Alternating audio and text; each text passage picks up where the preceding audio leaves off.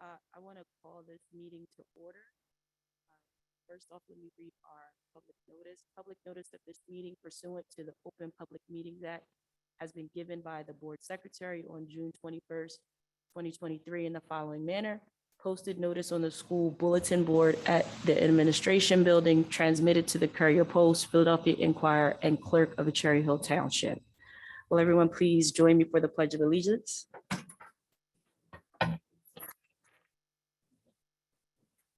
Pledge allegiance to the flag of the United States of America and to the republic for which it stands, one nation, under God, indivisible, with liberty and justice for all.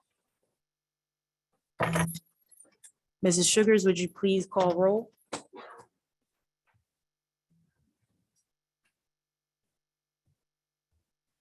Mrs. Stratton, Here. Mrs. Fleischer, Mrs. Gallagher, here, Mr. Greenbaum, Here. Mr. Mayor, Dr. Rude, Here. Mrs. Tong, Mrs. Winters, here, Mrs. Stern.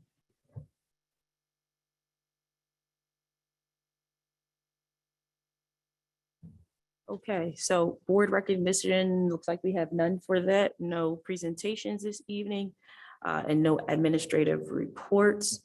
So we can go straight to correspondence. All right, does any board member have correspondence for this evening? Start with Dr. Root. So for my correspondence, I want to address an email that I received 2 weeks ago. So two weeks ago, I wore an item of clothing that is not, how to say it, it's not typically associated with a masculine presenting person. So some might perceive it as a mix of gender expression.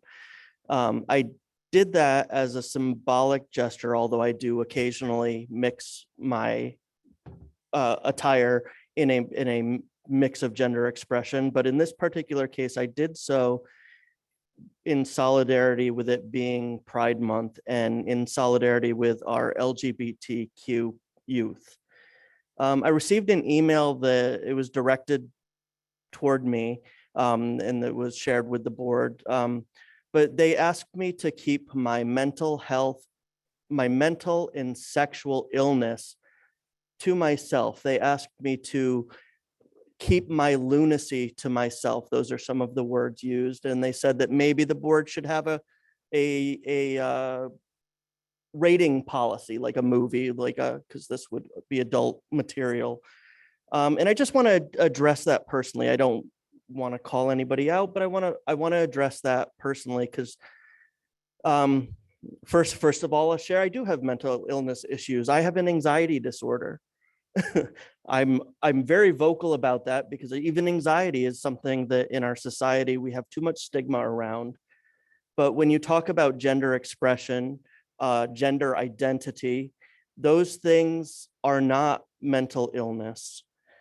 Those things are an innate part of a person. And because there are people in our community and children within our district that identify in all kinds of ways across the gender spectrum, I chose to support them in a way that I felt was relevant to my own normal expression.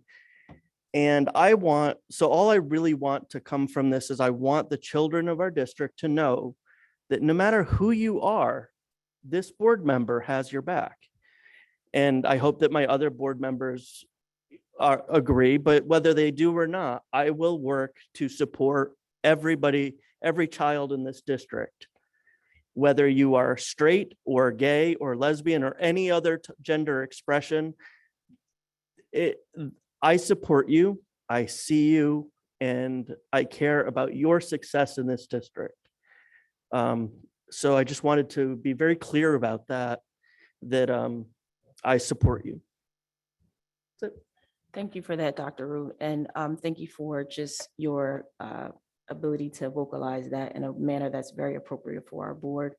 And I'm sure there's many of us, if not all of us, that fully support you as well. And this being a district of no place for hate, and we won't have tolerance for that. And that includes any emails, comments as well. So thank you for that. Next board member with any correspondence? No? Oh, look at that. Okay, so then I do have one thing, well, two things. We all participated in the graduations for East and West, and as well as some participated in the middle school graduations. They were amazing, very well attended. It was a great time for the board. It's as Dr. Malash says, it is the best time of the year, the best part of this job. So that went over very well. I do have a statement.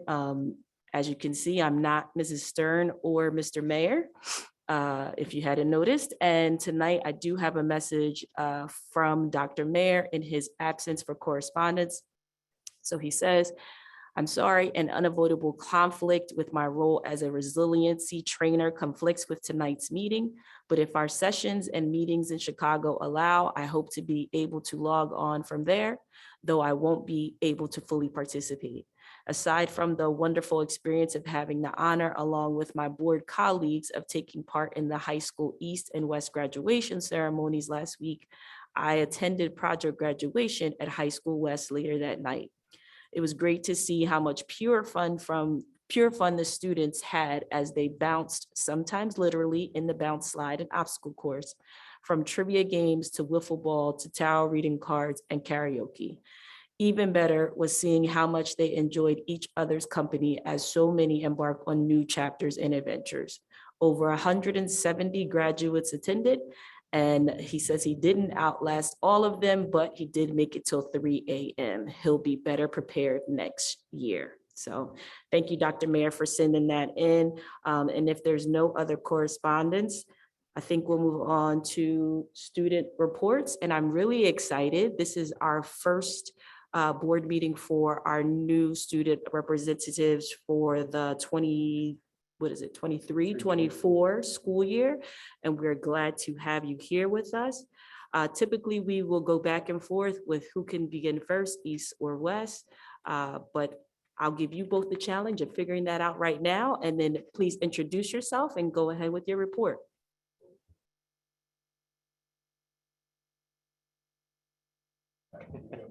Awesome.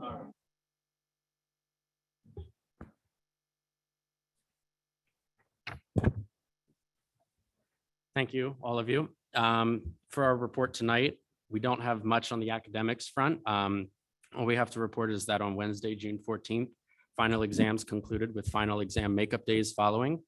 And on Wednesday, June 21st, school officially ended with the conclusion of makeup finals. Moving on to the arts section of the report, on Wednesday, May 31st, the Pops concert was held at West. This concert was the last concert directed by Mr. Jim Mark, and we wish him a very restful retirement. On Tuesday, June 6th, West Catering served teachers and staff with cake and ice cream during the final faculty meeting of the year. And we thank all of our incredible staff for all that they do. On Wednesday, June 9th, the art department held their first art show, which featured a variety of student-made art, including sculptures, pottery, and 2D art. All proceeds from the event were donated to the Cherry Hill Food Pantry. Additionally, at the art show, judges were allowed to buy a bowl and fill it with pasta and one of 5 tomato sauces made by staff. Judges then voted on the sauces, and we would like to congratulate our own Colonel Mario Tomasi on making the highest voted tomato sauce. Moving on to athletics, on Friday, May 26th, signing day took place and gave students who are playing sports in college the opportunity to have pictures taken with friends, family, coaches, and teammates. And all of our spring sports teams ended their season with many making the playoffs and continuing on. We want to thank our athletes for a great athletic season, and we can't wait to see you all come September. On to other notes, on Tuesday, May 30th, in preparation for senior prom, students attended the mock crash presentation to educate themselves on the real threat of irresponsible driving and driving while under the influence. Thanks to the Cherry Hill Fire Department, Cherry Hill Police Department, and Cheddar Funeral Home for assisting with the mock crash. On Wednesday, May 31st, the Senior Hall of Fame took place. Congratulations to all Hall of Fame members. On Thursday, June 1st, West Senior Prom and Promenade took place. From the Promenade, students headed to the Camden Aquarium for a night of fun with their friends. On Tuesday, June 6th, Field Day took place with our sophomore class taking the spot as the Field Day winners. Congratulations to the class of 2025. On Thursday, June 8th, the Jazzercise event took place in the West Cafeteria and provided the staff and students with a time to celebrate the last day of classes before finals. Thanks to Miss Susan Dollarton for organizing the event. On Wednesday, June 9th, West ROTC held their awards ceremony in the West Auditorium. Congratulations to all award recipients. On Tuesday, June 13th, West seniors participated in the Senior Sunset event by Jones Gym to wrap up the end of their academic journeys in Cherry Hill. On Wednesday, June 14th, Scholarship Night took place in the West Auditorium. Congratulations to all scholarship recipients. On Thursday, June 15th, West seniors traveled back to the elementary schools to see their old teachers and be congratulated by our elementary students on their accomplishments. And finally, on Monday, June 19th, graduation for seniors took place at the Lycoris Center at Temple University, and we wish all of our graduates the best of luck on all future endeavors. Thank you so much. And could you please just introduce yourself just so we can have correct pronunciation of your name? Yes, ma'am. My name is Colin Duckett. Colin Duckett. Welcome, Colin. Can you hear me? So June is always an odd time of year because for many students, it represents a winding down of the activities. But for the seniors, it's obviously a very important moment as it represents their last moments at the East community. So I'd like to start out by just recognizing a lot of the events that were held for the seniors this year. So we successfully hosted a senior prom at the V in Philadelphia. Later on, there was a senior sunset and student yearbook signing at the track. And this kind of represents a poetic sort of feeling for the seniors because we started out the year with a senior sunrise at the track, and then they get to close it out with the senior sunset. We also had a senior skate night for students to skate and socialize with each other. Senior clapouts at the elementary schools where they got to wear their cap and gowns, see their elementary school teachers, and see the students that they have been growing up with for 12 years at this point. Graduation was held at the Temple University Arena. And then later on, product graduation was hosted at East, where students were able to win prizes, see their classmates, and say goodbye to their classmates, and engage in also a number of activities that were hosted in a safe environment. Moving on to academics, the Science and Social Studies Honor Society had a joint induction ceremony at East, representing a continued growth of interest in these fields of the East community. Finals closed out the academic year at East, with the last day of school being for makeup finals on Wednesday, June 21st. In terms of sports, 3 individuals and 4 groups were able to participate in the state competition for track and field. And the boys tennis team went undefeated for the 4th straight year in a row, with several seniors being able to go undefeated for their entire high school career. For the arts, right after the last report in May was given by Aiden, East held its final band and choral concerts for the year, which went very well. The Thespian Society inductions were also held at East to honor those who had contributed greatly to the high school theater program. The PAVAS, or Performing and Visual Arts Society, also had their inductions. For school development, we had a peace poll put in at the high school representing the values of global cooperation, hope, and diversity. And construction has begun at East and will continue throughout the course of the summer as part of bond improvements. Finally, for student voice, we held our final student town hall with Dr. Malash, and it went successfully as we talked about numerous issues such as finals, state testing, and bond improvements. And we look forward to working with the interim superintendent, and we encourage him to reach out with us and use forms of communication like town halls to continue to support student voice. Great, thank you so much. And if I missed it, can you please just pronounce your name as well so that we can all have proper pronunciation moving forward? Yeah, that is Matthew Rentazelis. Rentazelis. Thank you, Mr. Rentazelis. All right, thank you both for those reports. We'll now move on to public comment, I believe. First public comment, I apologize. So I will read our statement. There will be 2 opportunities for public comment this evening. The first public comment session is for board action items only. That's items 13 through 17. There will be another public comment section for any topic at the end of the meeting. If you are a student in the district, you may comment on any agenda item during the first public comment period, but please identify yourself as a student. If you would like to speak now, please identify the agenda item and clearly state your name and municipality. We will alternate speakers between speakers here in the room and those that are online. Each speaker will be given a maximum of 3 minutes to speak, and the timer on the screen will indicate the amount of time you have remaining. And as a reminder, public comment is an opportunity for members of the community to comment on matters relevant to the operations of Cherry Hill Public School District or within the authority of the Cherry Hill Board of Education.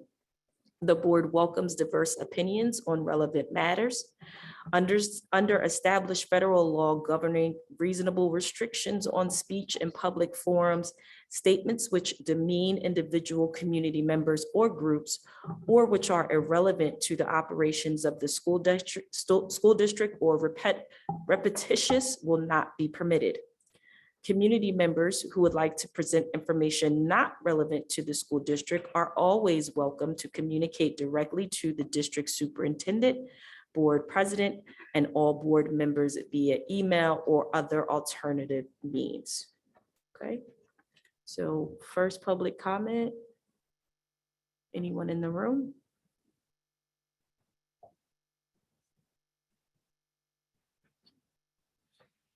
Rick Short, Cherry Hill. I'm commenting on 15.5. It's the first of our, it looks to be paving projects that are occurring in the district under the bond money. This is what I believe it to be at $2.5 million. I asked the board to vote no, absolutely no on this item. And let me explain the 9 reasons why.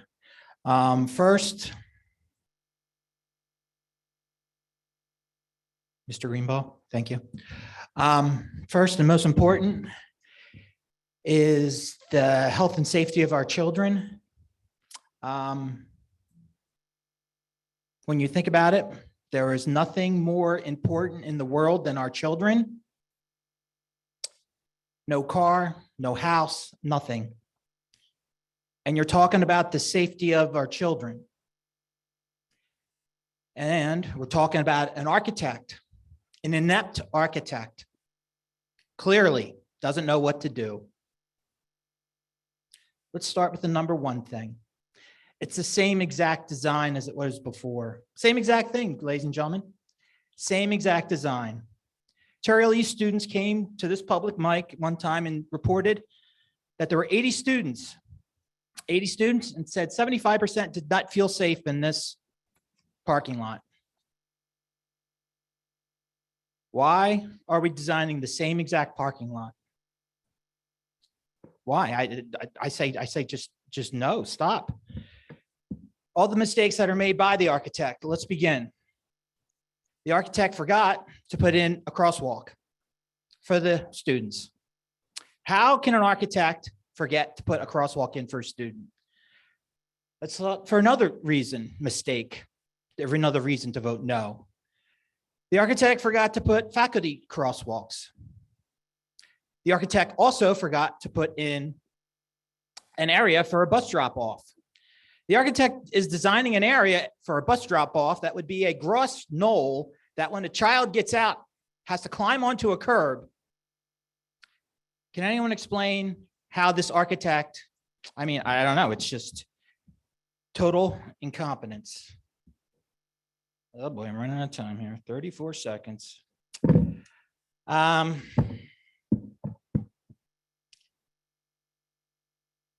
Please vote no.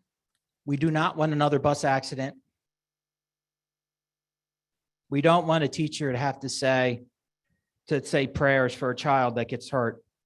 This is a dangerous, somebody's either going to get hurt or another student's going to get killed, leaving the same East design. Please vote no. Okay, moving on to the Zoom.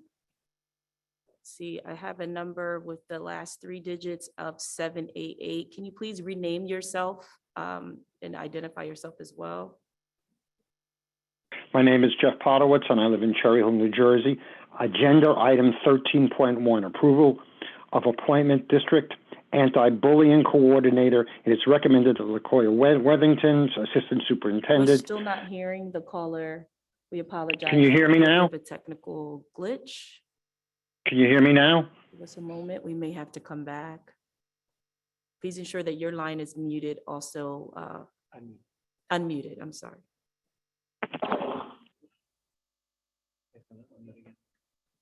There. Oh, can you hear me now? Absolutely can, and we will get you started. Go ahead. All right, agenda item 13.1, approval of appointment district anti-bullying coordinator.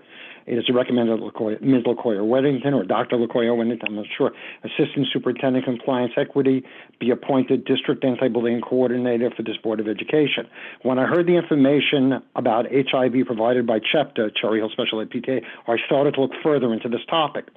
In our school district's HIB FAQ, it is stated that the purpose of the law referring to New Jersey Anti-Bullying Bill of Rights is to strengthen the standards by which school districts prevent, report, investigate, and respond to incidents of bullying with the intention of developing and sustaining safe, supportive, and civil schools in which HIB does not occur. I have at previous school board meetings stated and shown that the way our school district administrators defined HIB, this definition is not consistent with the advisement given by our state of New Jersey. Our administrators, a definition of HIB does not in fact create a safe, supportive, and civil school environment. So, school board members, please abstain from voting. Or vote no, but I would suggest abstaining from voting and make sure that you create an environment that it is supported in, because your definitions just do not. So please vote no or abstain. Just abstain. I've stated this before, but thank you very much. Thank you. Any other comments in the room? Please state name and municipality. Alana Yaris, Cherry Hill, 15.5, the award of bids for East projects on bond referendums. The township is doing summer camp all across the district outside places for buildings, including the tennis courts at East. I have a large car, a Ford Transit 15-passenger vehicle that I drive down the service road on the side of the building to get to the tennis courts. It is a one-way that I then try to drive around the building, and there are contractors who are blocking the one-way, and I can't go back the other way because there are cars coming from other people who have dropped off their children to play at the tennis courts for morning camp there. Yesterday, I had to wait over 5 minutes for one of the contractors to move their flatbed truck. They yelled at me, told me to back up, move, cursed at me. Well, I mean, I didn't hear them, but I could read their lips. As I backed up as far as I possibly could for them to come forward. Today, there was a cherry picker or someone in a cherry picker fixing something with a utility pole. I understand that the work has to get done, but if we're saying that people can use the fields and tennis courts at the schools, then we need to make sure that there is car access around the buildings where it needs to go so that people can get in and out safely, correctly following traffic laws. Thank you. Any other, let me look online. There's no hands raised online. Is there anyone else in the room? Final call, amazing. All right, let's move on to superintendent comments. I will now turn the meeting over to Dr. Malash for his comments. Thank you, Ms. Elmore Stratton. Just a handful of things. First, as we finished up the academic year, just less than a week ago, the last day of school was just last Wednesday. I appreciate Colin and Matt, their first report outs this evening about the experiences as they're giving the reports for the schools. I look forward to hearing them in the future as they report out during the school year about their experiences as they share truly the student voice about what goes on. They talked about the graduations. There were 2 wonderful days of graduation ceremonies, Monday over at the Leo Corus Center with High School East and then with High School West. 2 beautiful ceremonies. We graduated almost 900 students between the 2 high schools. Some great words of wisdom were shared by the students, had the opportunity to speak. Just a very exciting days. I did not attend project graduation, but I heard that both of them turned out very well. It was the second year, I think, Dr. Morton, the project graduation has occurred at the schools. The third year? The third year. The project graduations have occurred at the schools, which has become a new wonderful tradition as we're a little more than 30 years into project graduation existing here in Cherry Hill. And then the middle school graduations were on Tuesday.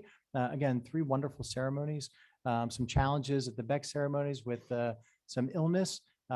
Kudos to all of the parents and the people who were there, and especially to the students and staff members for dealing with what was a tough situation and could have been a much more tense situation during the course of that ceremony to be able to pull it off. Ms. Metzger, as the Beck principal, did a masterful job of keeping everything calm, getting the kids ready to go, and finishing out with what turned out to be a very nice ceremony.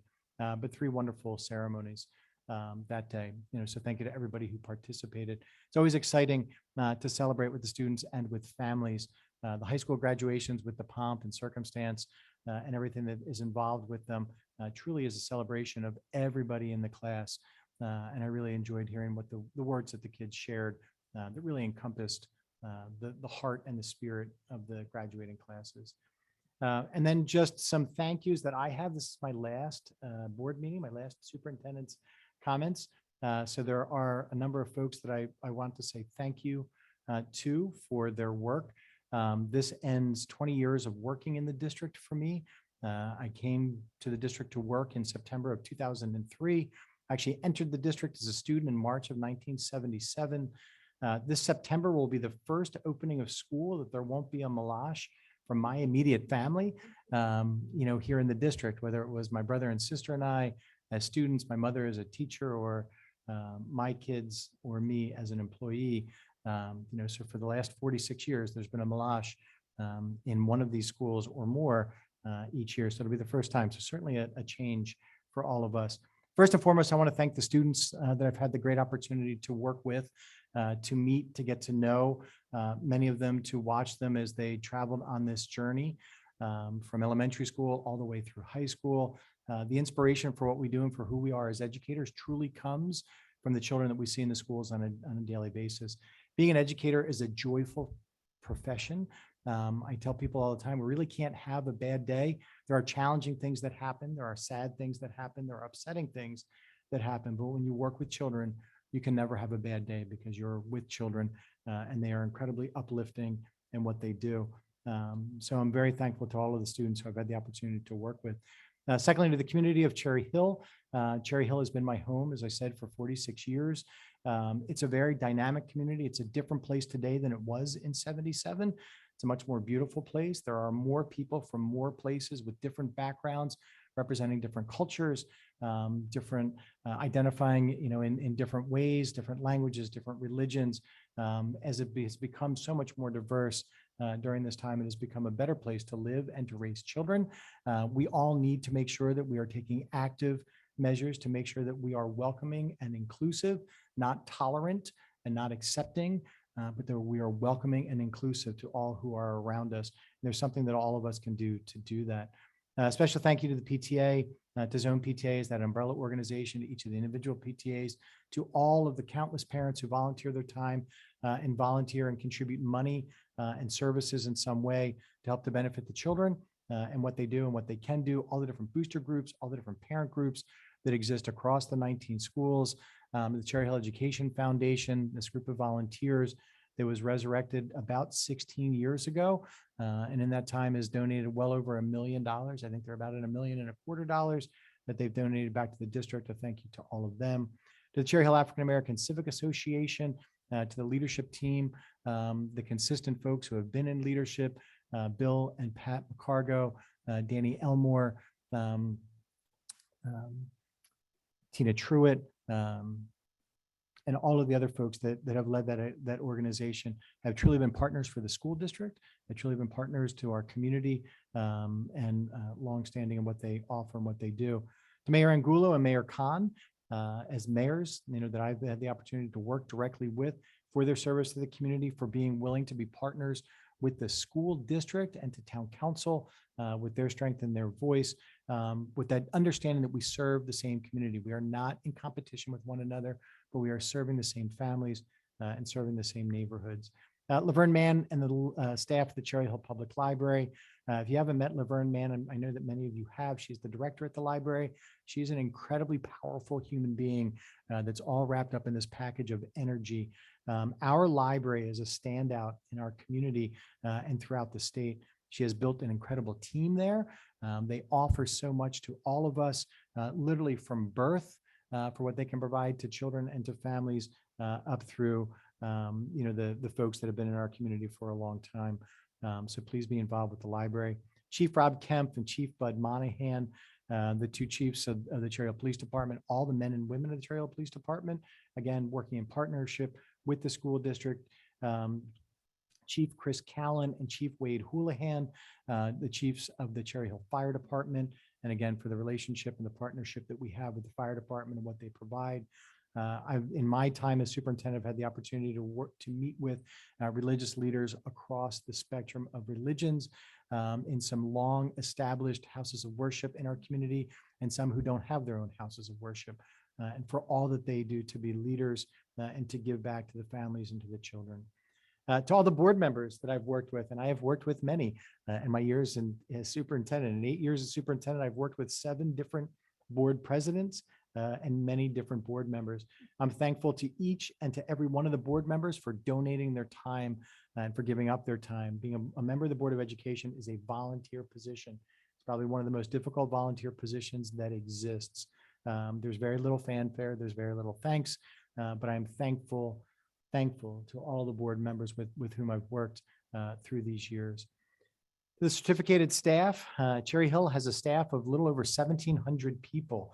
And I will identify them in a couple of different ways. First, the certificated staff, our teachers, our nurses, our counselors, therapists, child study team members, trainers, coaches, people that are in the assessment office, these people on a daily basis who are interacting directly with our children, who are shaping and molding and doing everything they possibly can 182 days in every school year to positively influence the children.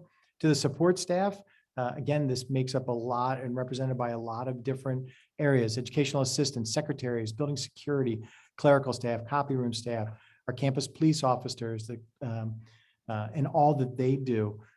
Each of these groups in terms of what they provide for our kids and for our families and for our community on a daily basis. A very special group to me, the custodians and cleaners, the buildings and grounds and maintenance team. These folks that are in our buildings, they open them up in the mornings, they close them down at night. They're in our hallways, they're cleaning. The opportunity to meet with our custodians this morning and remind them that honestly, if they are unable to do their job on a daily basis, we cannot open schools. We cannot educate a single child without the work that these folks do on a daily basis. Please make sure you thank them and recognize them in whatever role that you have in the school district when you see them. Folks in the business office, the registration office, transportation, the SAC office, and the staff, the SAC staff, what they provide before school and after school, our HR office and the different members of the HR office. For many of us, the HR office is an oasis in the administration building. So I'm thankful to that team, to who they are. To the administrative team in the district, our 19 building principals, the 16 assistant principals, the 7 and soon to be 8 supervisors who we have in the district. This group of administrators as leaders in the district take on a lot of responsibility, have big jobs in what they do. I'm thankful for what they do and what they represent every single day. To the members of the Superintendent's Council, who I work with and have had the opportunity to work with, Dr. Kwame Morton, an incredible leader, incredible building principal, has been a great partner in all that we do. Dr. Farah Mahan, Dr. Mahan, again, Dr. Mahan and I have worked together longer than any of the other administrators in the district at this point, as a very successful building principal, as a director of curriculum, now as an assistant superintendent. Dr. Mahan often is the conscience of the district. She has a very strong voice and probably the most passionate advocate for children with whom I have ever worked. Nancy Adrian is the Director of Human Resources. Nancy and I have actually known each other the longest. Nancy started in district about 8 months before I did. And again, we've had an incredible partnership. Caitlin Mallory is the Director of Special Ed. The work that she has done in her first 2 years and the vision that she has moving forward for special education. We have well over 2,000 children in our district with the IEPs. the team for whom Ms. Mallory is responsible and the work that she is doing and the work that she sees the district doing moving forward is absolutely incredible. LaQuia Wethington, who she and I have worked together when she was the Director of People Services and now is Assistant Superintendent. She first came to the district as the principal at West. We spent literally 2 years together after that. When I was Director of Curriculum and Assistant Superintendent, folks often referred to us as the Wonder Twins, which always made me chuckle. We spent a lot of time together. Again, an incredible partner in all the work that we've done. Lynn Sugars, we spent the last 7 years together. Lynn joined us from Moorestown. Lynn, when we first talked about her coming on, talked about the partnership, what went on. Lynn has had clean audits in her time as the business administrator here. Lynn very quietly and very effectively manages an incredibly large budget, an incredibly huge staff, takes on all of the responsibility that comes from transportation and meal service and all of those different pieces, and has been incredible to work with. Then Barbara Wilson is our public information officer. So Barbara and I, as individuals, have probably spent more time together over the last 5 years than anybody else that I've worked with. Barbara truly has been a partner and has a perspective and a vision on the community and the district that benefits children every single day. She has a very strong voice and a very understanding and knowledgeable perspective. Barbara is the one that often, when information is going out, allows people to share what they want to share and then cleans everything up.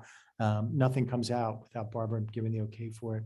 Not here this evening is Anthony Saporito, who's the Director of Security. Again, Anthony has been a phenomenal partner over the course of the last 8 years. Served in the Cherry Hill Police Department his entire career, served in every position except for chief. The job that he has as Director of Security was not the job that we hired him for when he first came on in terms of the level of responsibility and for the team that he supervises. And he does so on a daily basis, again, without accolades and without fanfare. One person who's no longer a member of Superintendent's Council, but had a dramatic impact on me is Don Bart. Don Bart retired last year. And again, Don Bart took on responsibility of everything that came along, often that nobody else wanted to do or was unable to do. Don was an incredible project manager, and Don Bart's fingerprints will be on this district for a long time. And then Janet Cohen. Janet and I have worked with a lot of secretaries and a lot of assistants. Janet and I, during these 8 years, Janet has managed my life, honestly, on a every day. She manages my calendar. She is the gatekeeper at the door. In so many ways, she's institutional history. She is one of the longest standing employees. She's probably the longest standing employee in the central administrative team, and just a compassionate and empathetic and understanding person, whether it's on the phone or in person, but has been a great balance within the community. Special thank you to my parents. My father will be dead 11 years this December. My mother was a teacher in the district for 25 years. When we moved to Cherry Hill back, all those years ago, it was because of the school district. My parents expected us to do well and to study and do the best that we possibly could. They demanded that we be involved. They demanded that we were responsible. Who I have become is a direct relationship because of who my parents are. And then the 5 women who I live with, who have probably the greatest influence on me: my wife, Ann, my daughters, Abigail, Madeline, Shannon, and Bridget, who have through these years been the most patient and the most understanding. I said in one of the discussions I had, with Melanie Burney at the Inquirer, the only regret that I have in the job that I've done here in Cherry Hill is that I did not spend more time with them or make more time with them as things occurred. Because so often there were demands, that came along with the work. So very thankful to those 5 ladies, who they are. I'm better at everything that I do because of them. They help me to maintain perspective and understand what's important every single day. So we will still be in Cherry Hill. I will be watching from a short distance, but from a distance. And I wish everybody great luck. It's been a tremendous honor, to be here and to work here. So thank you to everyone. I believe, yes. I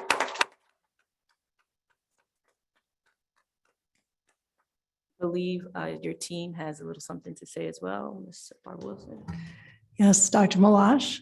In a sort of turn of usual events, we will be presenting to you our customary crystalline tower that we give our retiring administrators.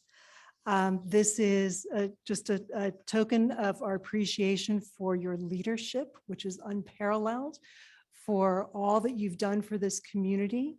There is an inscription on the crystalline tower. I don't think it really does justice to what you have given this community, but it says, "Making the difference, awarded to Joseph Malash for your dedicated years of outstanding service and commitment.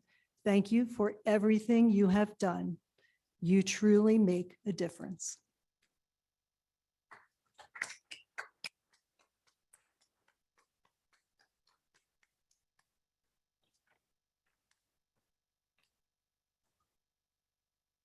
Beautiful, beautiful. Thank you so much for that. And now everyone will get to see Dr. Malash out in the community, and you'll realize how often you saw him anyway, but you didn't notice now. And if you can catch him without a bow tie, you win a prize. No, just kidding. All right, so let's, with that, we'll have to go on to our action agenda items and 13. I'm doing this 113, right? Yes. Okay. So for the superintendent recommends, and I make a motion to approve item 13.1, district anti-bullying coordinator. Do I have a second? Dr. Rude and Mrs. Sugars, can you please open the voting?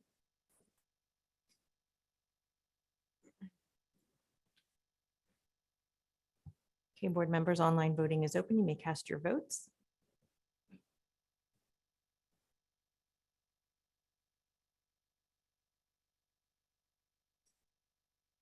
We have a unanimous yes vote. Perfect, thank you. All right, I'm going to go to Mrs. Winters, if you can move the CNI agenda, please. Superintendent recommends, and I move the following. 14.1, approval of attendance at conference and workshops for the 23-24 school year. 14.2, approval of out-of-district student placement for 22-23 school year. 14.3, approval of out-of-district student placement for 23-24 school year. 14.4, approval of professional service agreements for the 23-24 school year. And 14.5, approval of professional development proposal. Do I have a second? Dr. Rude? Any questions? Ms. Sugars, may you please open the voting? Okay, board members, the voting is open. You may cast your votes. If you have any abstentions or no votes, please let me know.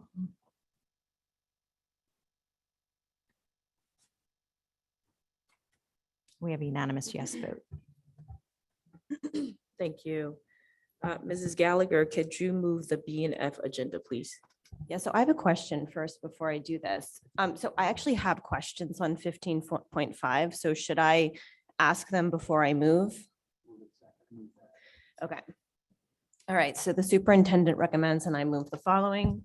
Okay, this is long. 15.1, approval of minutes. BWS special action meeting and executive session dated May 9th. 15.2, approval of minutes, regular meeting minutes and executive session minutes dated May 23rd, 2023. 15.3, financial reports. 15.4, resolution for the awards of reprograph contract, sorry. For 15.5, resolution of the award of bids. 15.6, the resolution of the award of RFPs. 15.7, approval of SSA between Camden County Educational Services Commission, CCESC, and the Cherry Hill Board of Education, CHBOE. 15.8, resolution for the award of contract renewals. 15.9, resolution for the award of transportation. 15.10, approval of Cherry Hill, McKinney-Vento, DCP&P students going to out of district for the 2023-2024 school year. 15.11, appointment of food service management company. 15.12, resolution to extend lease agreement between the Township of Cherry Hill and the Cherry Hill Board of Education. 15.13, resolution to the to approve an agreement between Hazard Young Atia and Associates HYA and the Cherry Hill Board of Education for the 2023-2024 school year. 15.14, approval of ESEA and IDEA fiscal year 2023-2024 budgets. 15.15, resolution for the cancellation of outstanding checks. Do I have a second? Questions? Me. I have a couple questions. So first of all, regarding 15.5, the bid for site improvements. So Mrs. Sugars, this is probably towards you. So I noticed when looking in Cherry Hill tomorrow, the approximate cost for this line item was significantly higher than the bid. Is this bid everything that was listed in the Cherry Hill Tomorrow website? Because it had like a longer list. Hold on, do I still have the website up? It showed site improvements, ADA compliance, site drawings, paving, signage, et cetera, add, extend, parent drop-off, district consultant. And then there was a line for 25% soft costs for a total of like 4.4 million. And this is an approval of 2.5. So I was just curious if certain items are not included in that. So this actual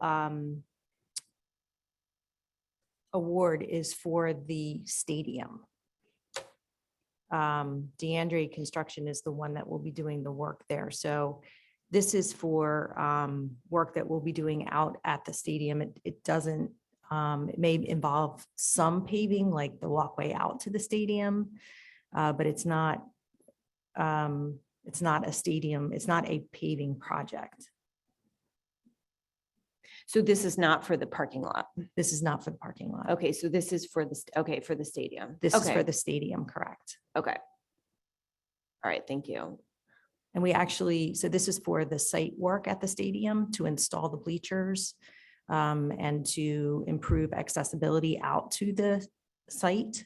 Okay, It also will include the installation of lights, installation of the visitors bleachers, press box, fencing, those kinds of items. okay. All right, thank you. Okay, so that's it. Oh, yes. Mrs. Winters. Thanks. Do we have an estimated timeline on the stadium project at East or no? So we had originally hoped to do it in time for our first football game, but It became evident that we were never going to get the structural steel items in time to do that. So we met with the athletic director and Dr. Perry, and we have decided to postpone work until after the last football game.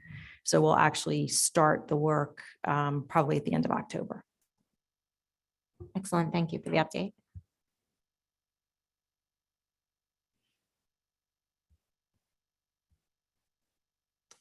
okay. Oh, yeah, so can we open the voting, please? Voting is open. You may cast your votes. If you have any abstentions or no votes, please let me know. I'm going to vote no on 15.5.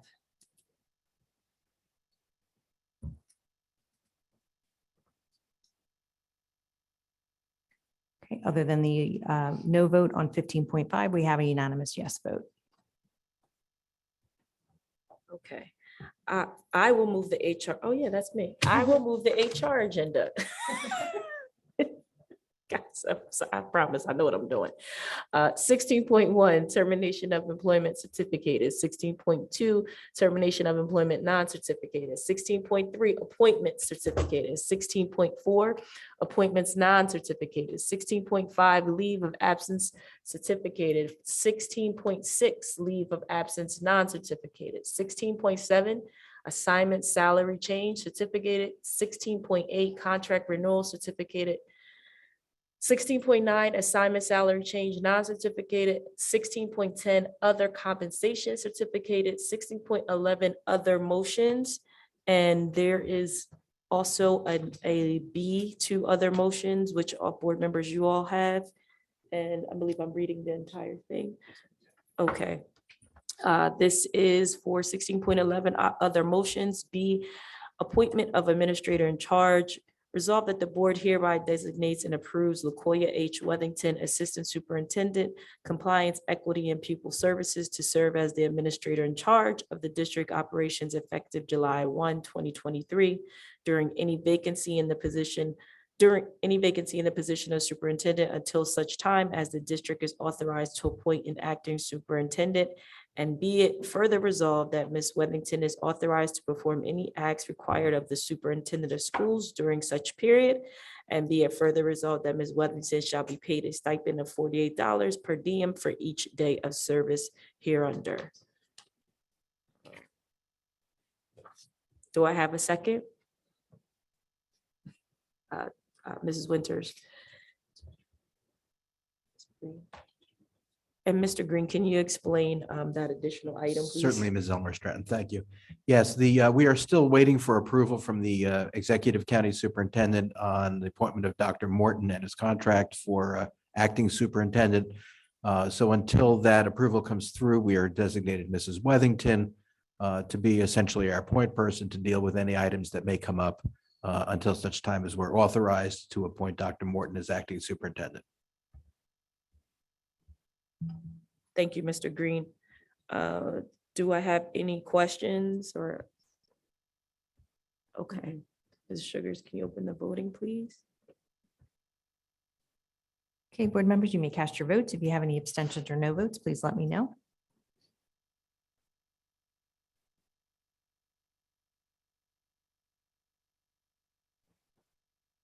And we have a unanimous yes vote. And I'm going to throw it to Dr. Malash for another statement.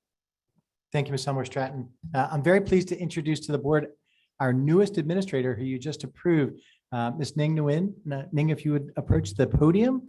Ning is going to be an assistant principal at Beck Middle School. She has been in the district since 2006. She was a math teacher at High School East. And then in 2021, she became the secondary math colleague teacher coach, working with teachers from across the district. She has a bachelor's degree in secondary ed and mathematics from Temple. She has a master's degree in special education from Arcadia. She has a second master's degree in educational leadership from the American College of Education. I am absolutely thrilled that she's going to be working with Ms. Sims and with Ms. Metzger as part of the team over at Beck Middle School. So congratulations, Ms. Nguyen. Thank you so much. I look forward to working with the Beck community. Thank you. Thank you and welcome to the Beck family. All right. And she is not here. We have Mrs. Winters in place of Mrs. Fleischer. Can you move the P&L agenda, please? Sure, thanks. The superintendent recommends and I move the following: 17.1, approval of harassment, intimidation, bullying investigation decisions. 17.2, first reading of policies. 17.3, second reading of policies. 17.4, approval of waiver of regulation 2340 field trips. 17.5, resolution approving settlement agreement. Is there a second? Mr. Greenbaum, are there any questions? Ms. Sugars, please call the vote. Okay, board members, you may cast your online votes. If you have any no votes or abstentions, please let me know.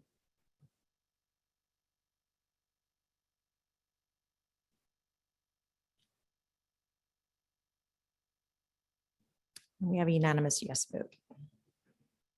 Okay. Thank you, everyone. There are strategic planning, but there are no items for action this evening under strategic planning. So we'll go on to new business. Is there any new business to discuss this evening?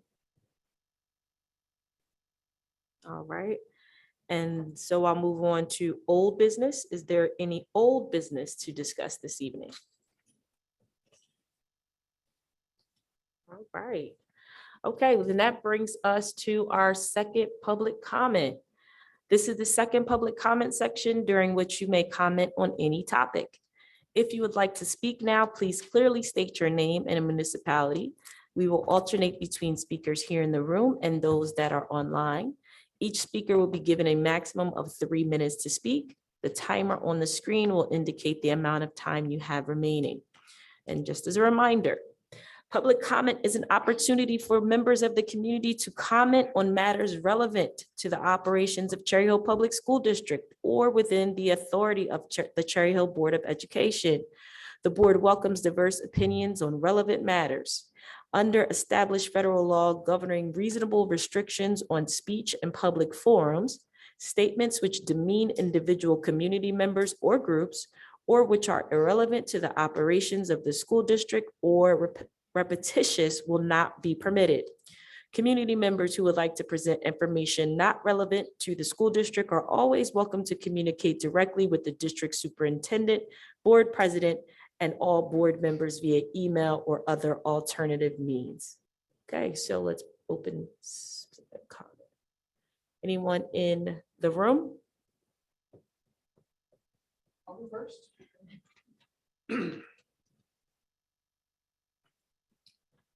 Good evening. My name is Ernie. My wife is Karen. My daughter is at Bret Hart and will be in grade 5 in September. My son will be in grade 1. Excuse me, you just have to give your full name. Ernie Simon. Thank you. Yes. This past year has been challenging for my daughter in her 4th grade class. As 4th grade began, her class size was much larger with 26 students and 2 additional BES children, swelling the class size up to 28. Right away, she mentioned frequently that there were a lot more students. It was harder to concentrate and harder to get attention from the teacher. As we drew close to the end of the school year, we could see real difficulty with math and reading comprehension. We made the decision to have her tested, and the results were nearly a year behind in both. Since then, we have discussed with other parents who all share similar stories, hence our call to action to bring this matter before you tonight. Of great concern is the overcrowded 2-classroom plan for 5th grade at Bret Hart this fall. As concerned parents, we are all in agreement that the larger class size simply does not work. Many of us have voiced this concern, and the response has been that great teaching and a great relationship with the teacher can overcome issues with large class size. Our daughter's teacher is a great teacher, and we have a great relationship with her. We are active and involved as much as possible. My wife was a room coordinator this year. Also, she was our daughter's 2nd grade teacher. Even with all this greatness, our daughter, like many other 4th graders, is behind. A great teacher with an overcrowded classroom full of students is unfortunately just like it sounds. And that is something none of us as parents want for our children this fall. This past weekend, I queried my brother-in-law, a great New Jersey teacher of almost 30 years. Without question, he said, you spend more time managing behaviors than teaching in large classrooms, and larger classrooms are not as effective for student learning.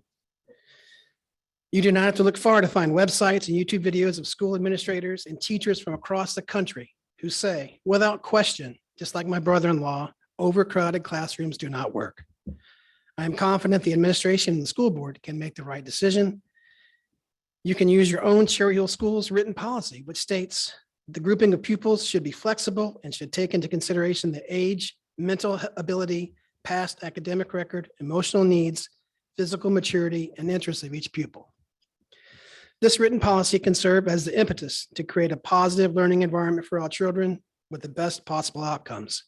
Given our collective experiences this past year that we will all be sharing with you tonight, and the needs of our children that they'll be facing this fall. Please be flexible and make the right decision with 3 smaller 5th grade classes at Bret Hart this fall. Thank you. Thank you. We'll go to the line now. Please identify yourself, try to rename yourself, please. The last 3 digits is 788. Make sure to take yourself off of mute. My name is Jeff Podowitz, and I live in Cherry Hill, New Jersey. Policy 5511, dressing, grooming, not allowable. Hats and other headgear must allow the face to be visible and not interfere with the line of sight to any student or staff. Clothing, including gang identifiers, must not threaten the health of any other student or staff. Definition based on administration of HIB. Our school board support of that definition. Students that are truly vulnerable of being victims of HIB would be put at risk. if they complained about their line of sight being interfered with, or if they said they were threatened, identifies. I have seen students that come at the microphone and during school board meetings that I would feel would be truly vulnerable. I've also, what the parents are saying now, this is not the first time I heard it. I think from another, I believe may have been another elementary school, they had the same complaint that you all did. What Dr. Rood said, and I feel bad for you. So, okay, since you're concerned about the success of anyone, please remove from policy 2001 what is in the parentheses that says students who have a racial identity other than white. Our school board says that they commit, all right, to promote the success of Black African students, Hispanic, Latinx students, Indigenous, and Pacific Islanders and Southeast Asian students, i.e. students who have a racial identity other than white. What's in that parentheses? Will you please remove it? Dr. Rood, I understand how you feel. Well, that's exactly the way I feel when I read that. It's exactly the way I felt for over a year when I read that. And I feel very bad for the parents that are sitting there, all right? Because the main concern should have been learning loss by the school board and school district and those kids that are in K through 12 and the preschool kids with disabilities, all right? That's where you should have been hiring teachers. That's what you should have done. So I'm sorry. Thank you very much. All right. Move on to back in the room.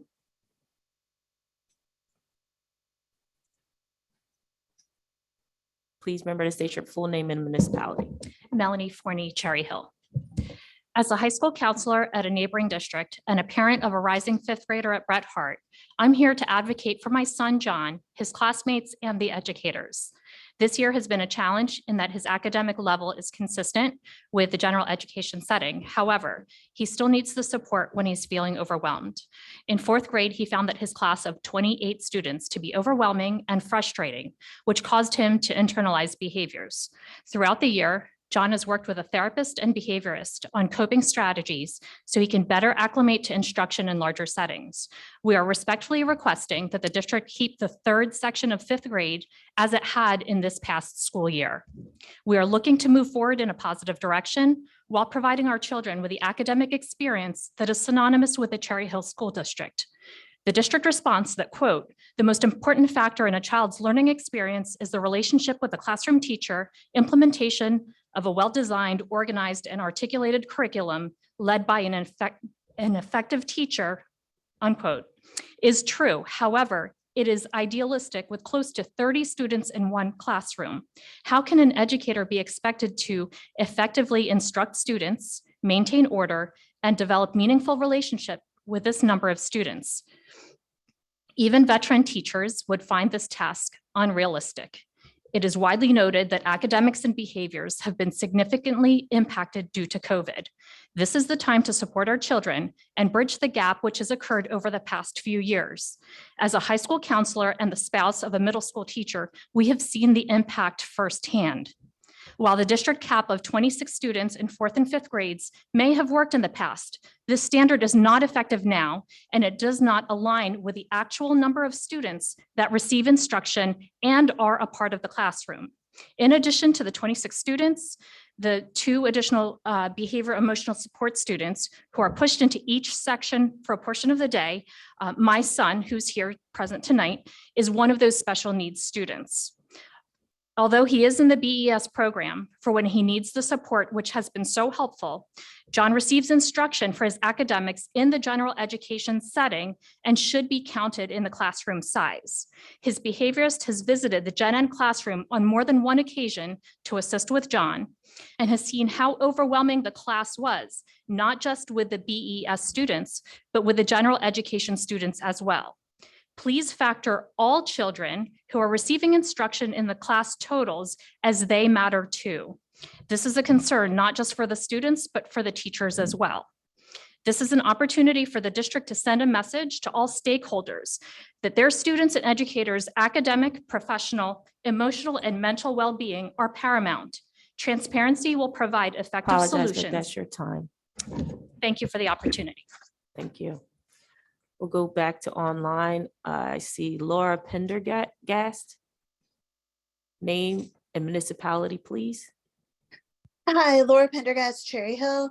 The first thing that I wanted to say is I wanted to thank Dr. Rude for his courage and just really encourage him to keep advocating for our students. I really appreciated what he had to say tonight. Thanks again to Dr. Malash. And I would just urge the board to really listen carefully to the parents here tonight talking about class size. I'm hearing some Bret Hart parents tonight, but I also know that class size is a big concern for parents in several different schools throughout the district. And I do wonder if it might be time to revisit conversations about rezoning, which may be contributing to these problems.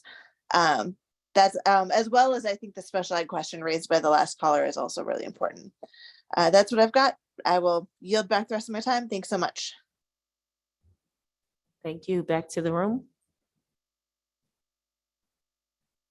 Name, please. Karen Simon.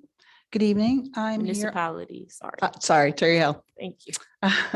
I'm here on behalf of Bret Hart, as well as my daughter, who is also a rising fifth grader. During this past school year, we've seen a significant change in her emotionally and behaviorally, with her confidence decreasing and anxiety increasing.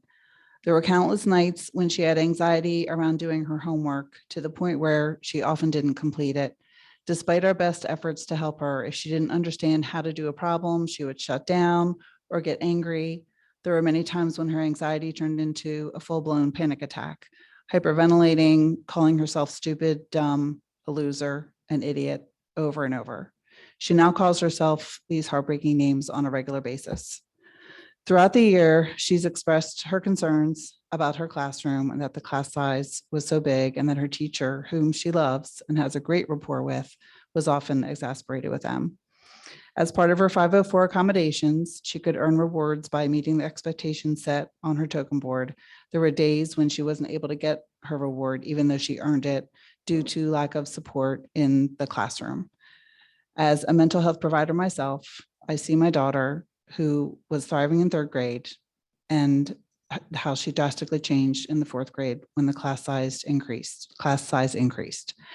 As a child who struggles with ADHD and anxiety on a good day, the additional distraction of a bigger class size has had a great impact on our daughter's ability to focus and concentrate. We have sought therapy as well as medication this year, whereas the year before she did well without medication. As my husband mentioned, we had her tested at a learning center where they found her to be grade level behind in math and reading. We are now spending thousands of dollars to get her the help she needs.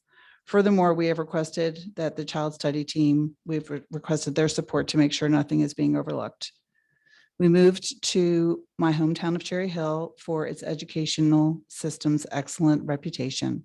And I stand before you now to ask that you make the right decision and prove that we made the right decision. Please fill the third fifth grade teacher position at Bret Hart and give all of these rising fifth graders what they need to succeed. Thank you. Thank you.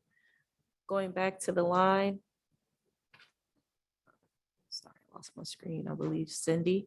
Cindy is next. Please state your full name and municipality. Hi, can you hear me? Sure can.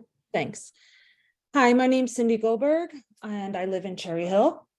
I am also here as a parent of a rising fifth grader at Bret Hart Elementary. I'm here to express concern about our next school year.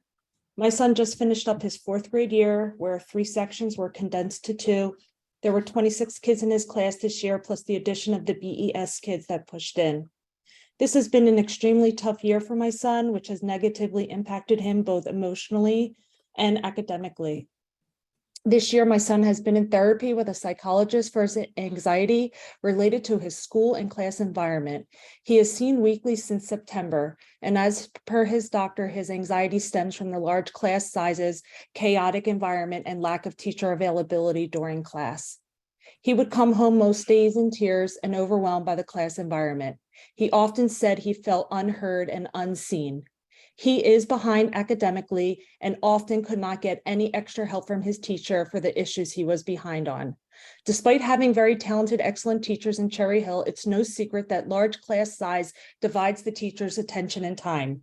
More students means less one-on-one time. No matter which way you slice it or how experienced the teacher is, the teachers have to divide their attention by the number of students in their class at any given time.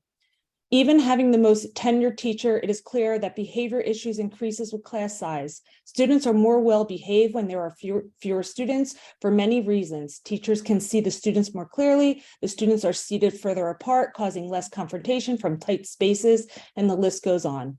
The chaos of a large classroom is a bad learning environment. Large class sizes are a recipe for disaster. It's stressful, that sets up for noisy, overwhelming, and difficult to manage space, non-compatible with learning.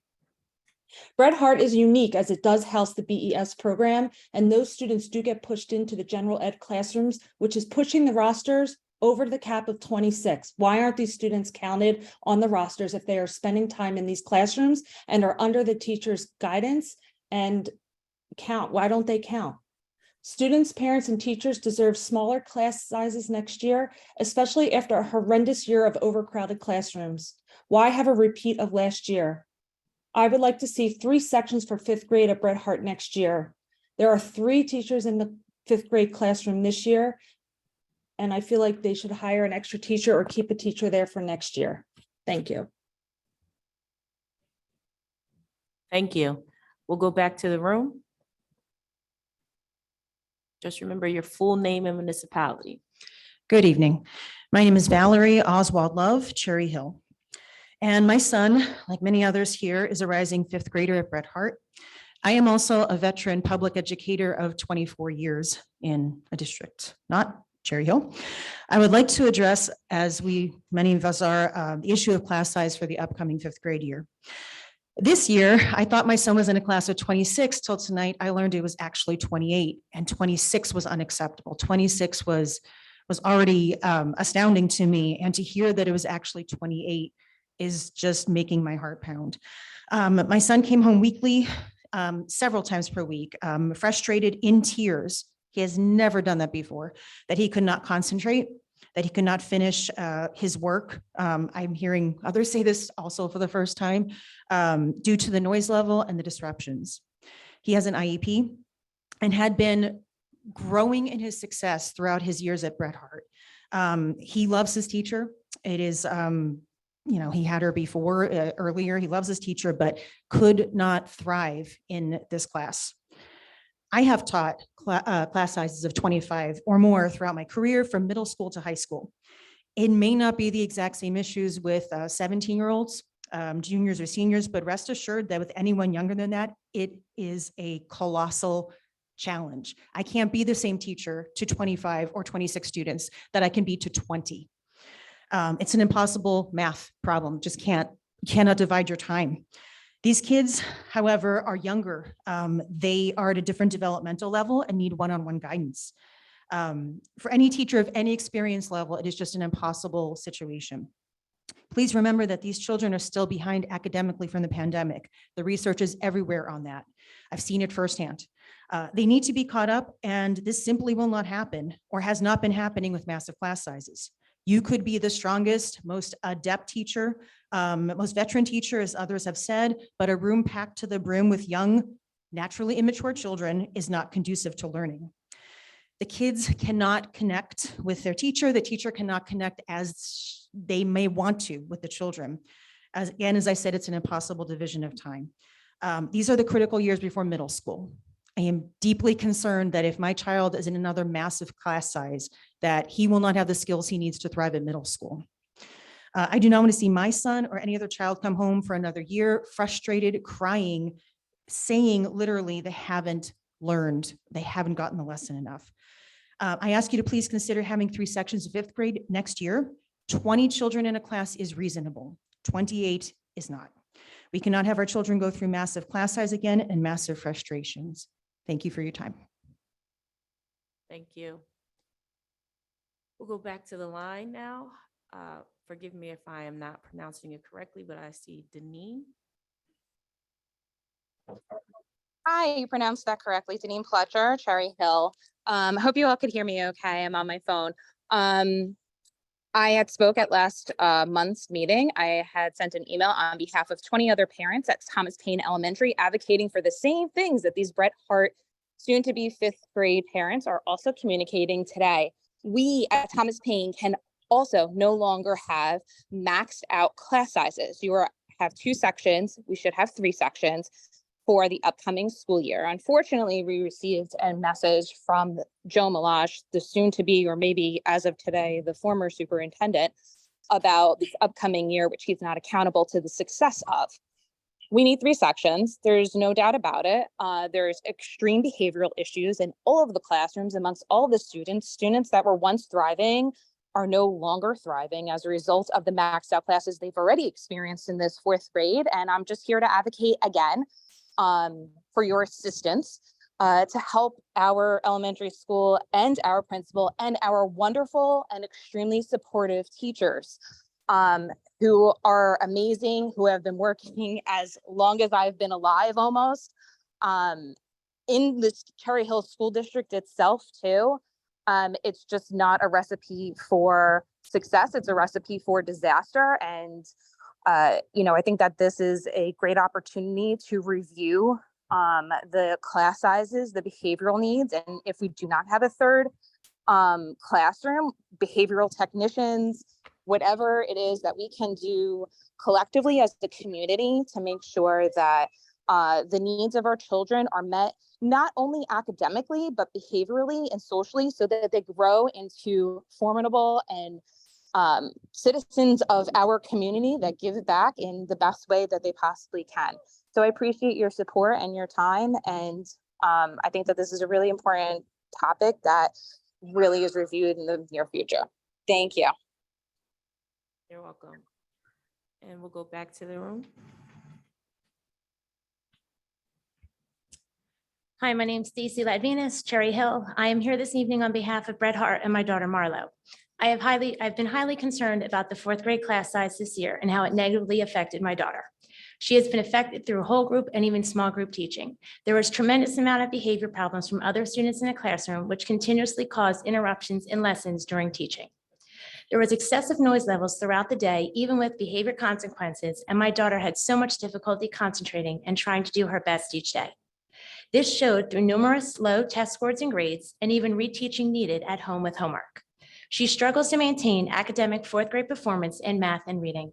Because of her loss, I am continuously paying out of pockets to hire tutors to fill the gaps in her learning. Although I understand the class size is capped at 26 children throughout the district, this does not include the BES students that are pushed into the classroom, some for most of the day, which brings the numbers to 28. This adds to the class size, even if not counted on the roster. We all know that teachers are facing more challenges than ever these days, and with class size increasing, the attention to students is decreasing. I am asking that the superintendent and the board approve of hiring an additional 5th grade teacher at Bret Hart for the upcoming school year. Our kids suffered emotionally and academically this year and do not want to stand for it again next year. They need to be ready and prepared for middle school with having different teachers for core subjects and changing classes, just to name a few. As for the teachers, even the best have a tremendous task handling and teaching class sizes this big. Our amazing teachers need to have a more manageable number of students, which will improve and raise test scores. Please take what we have to say and not only give my daughter, but all the 5th grade students at Bret Hart a chance to make up for the challenges they have faced this year for a successful 5th grade with 3 sections. Would you want your child to have 28 students in a class for 2 years and not getting the education that they deserve? Thank you. All right. We'll go to the line again. The first name is Erica. Please remember to state your full name, municipality, and unmute.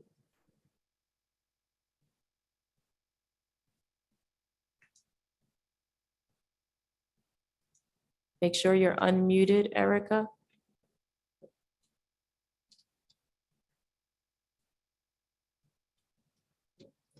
We're unable to hear you, Erica. We'll give you a chance. I'll come back. I'll go back to the room and then we'll come back if you could fix that technical glitch that's happening. So we'll go back to the room. Hi, my name is Stacy McElroy from Cherry Hill. My son is a rising 5th grader at Bret Hart, and he has an IEP. He is classified as communications impaired. and he's also being treated for anxiety. My son started out his Cherry Hill Elementary education in a self-contained classroom for his learning disability. Through his work, his own hard work, and that of his teachers and therapists, both in and out of school, he has transitioned into a mainstream classroom. During this past year, my son has told me about the very loud, chaotic, and overwhelming classroom size at Bret Harte 4th grade. Although he liked his teacher very much, this seasoned educator did have a difficult time keeping the class under control and giving each student the individual attention they deserve. My son said the class was so loud and chaotic that it made concentrating difficult, and his teacher didn't always have the time to address everyone's questions. This led him to become anxious and very upset because he felt overwhelmed. Just because the law allows for 26 kids in a classroom doesn't mean this is in the best interest of our children. And when the kids in the behavioral and emotional support class push in, it brings the class size to 28 students. These students should be included in the class count as they are a part of the class. Although my son has come a long way since he started school, I do not want him regressing because he has not afforded the proper attention from his teachers. It's hard for teachers to develop the proper relationship with their students when there are so many individuals in the classroom. So while we were told that relationship was one of the most important aspects of learning, those relationships don't develop as they should with an overcrowded classroom. Even a well-seasoned teacher would have a very difficult, extremely stressful year with these large class sizes. Please put the students and their needs first and keep the third section of 5th grade in Bret Harte for the 2023-2024 school year. It's what our kids deserve. Thank you. You're welcome.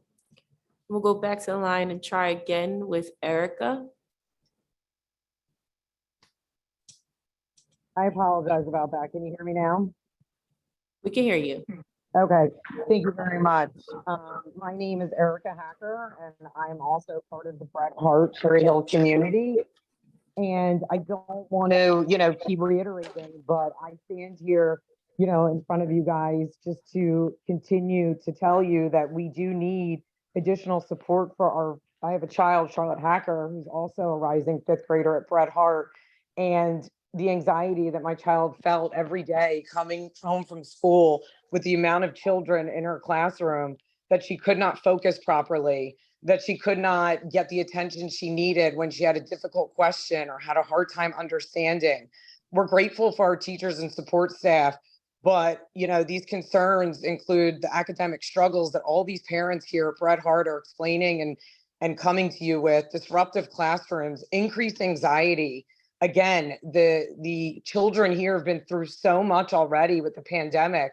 Why are we not giving them the opportunity to succeed by having 3 classrooms for these children, even after having a difficult 4th grade year? I just get, very emotional about this because we moved to Cherry Hill knowing that this was supposed to be a premier education community.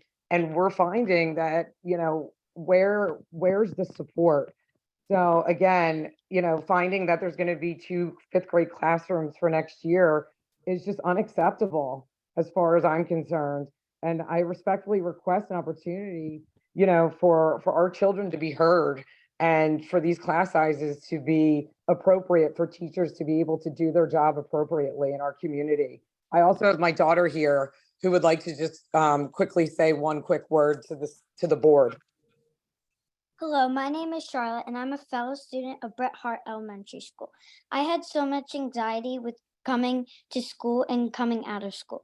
I didn't think it would get worse after the pandemic, but it got even worse. And with the class sizes, it was kind of crazy.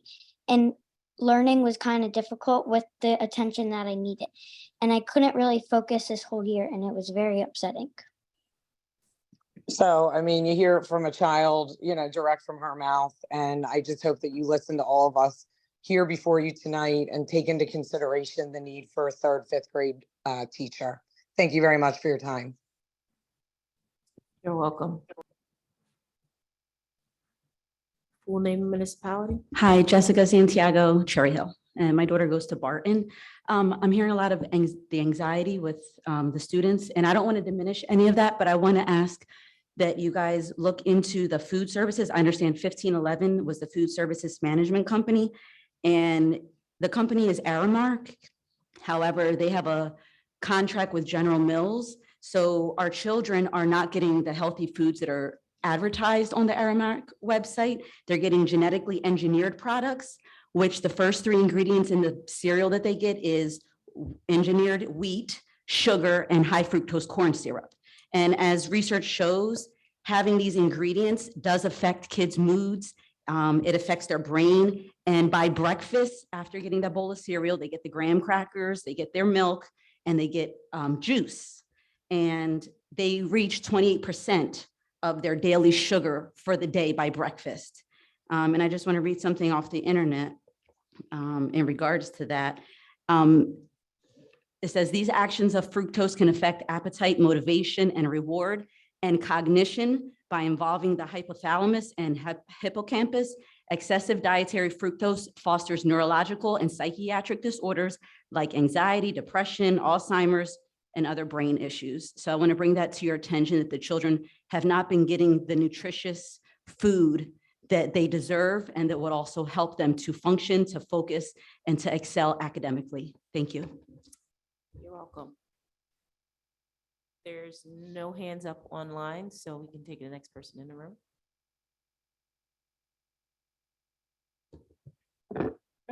Good evening, Mary Lours, Cherry Hill.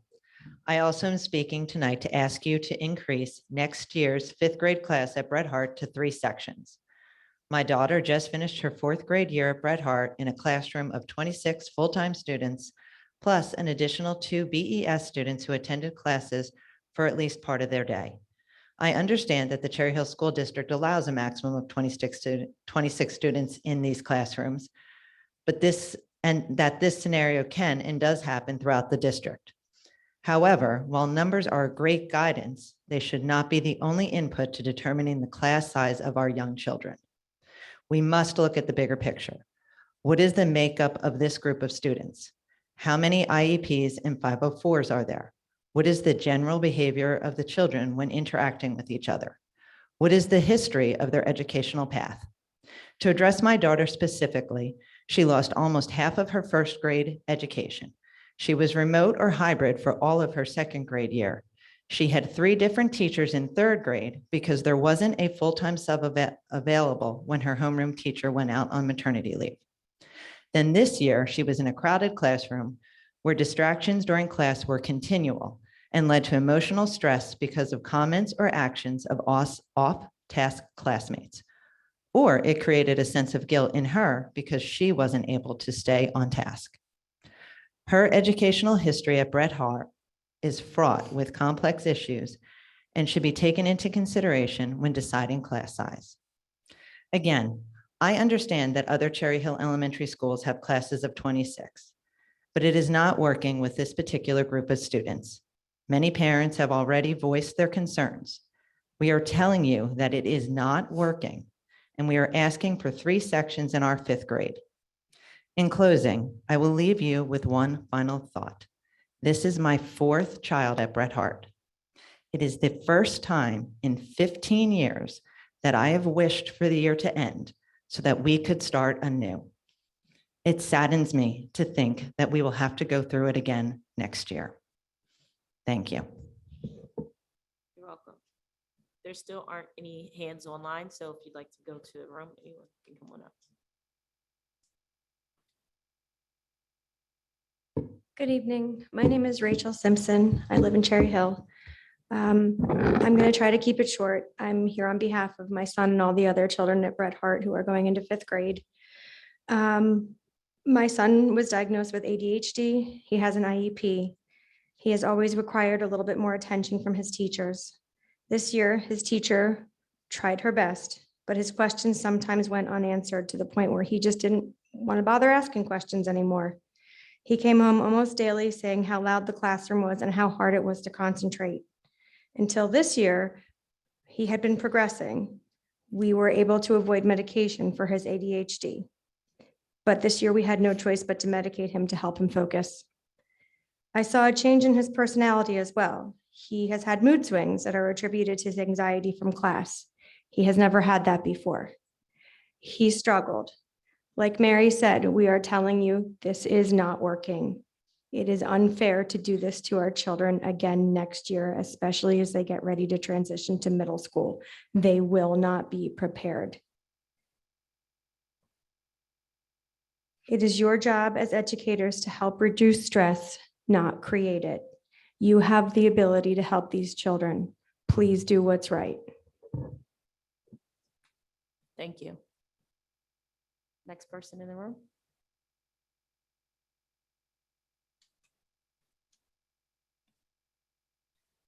Hi, I'm wearing green, but I'm not with Bret Hart. My name is Sheila Dixie from Cherry Hill. I have 5 children in the Cherry Hill School District. We moved here 12 years ago when my oldest was going into kindergarten. My children have all gone through Kilmer Elementary School. I cannot count the number of administrators we have had. I would say 10 in the last 10 years. The total chaos in our school from year to year is indescribable as far as administration is concerned. In spite of that, we have had excellent teachers.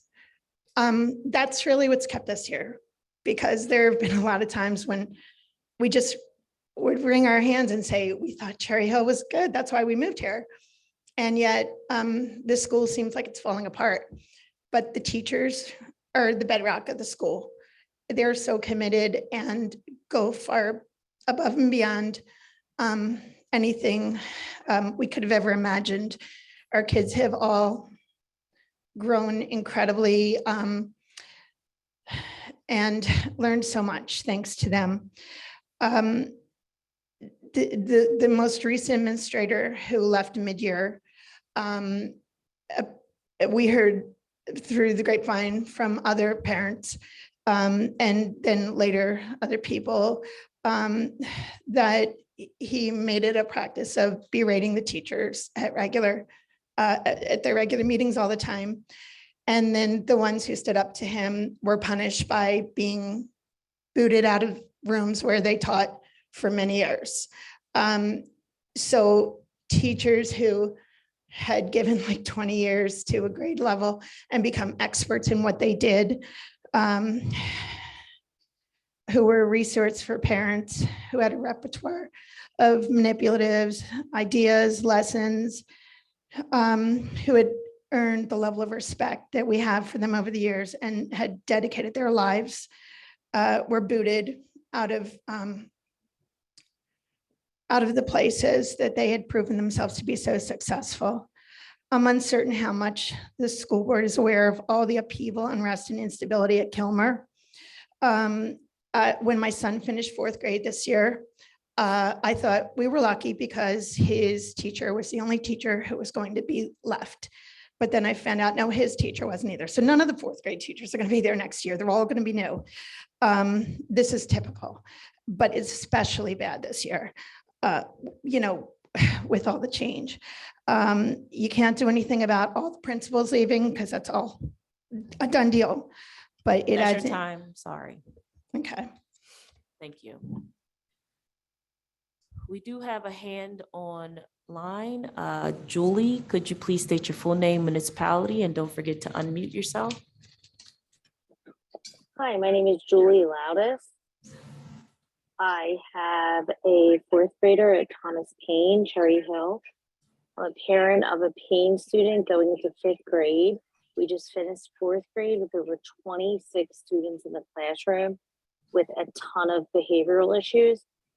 We need to have 3 5th grade sections at Thomas Paine, not the 2 planned at 26 students each. We moved to Cherry Hill for the reputation and the education of the students here, and my kid deserves to receive it. The teachers of Thomas Paine community are amazing and supportive, and we've been advocating for 3 5th grade classes since the beginning of the year, and no one is hearing us.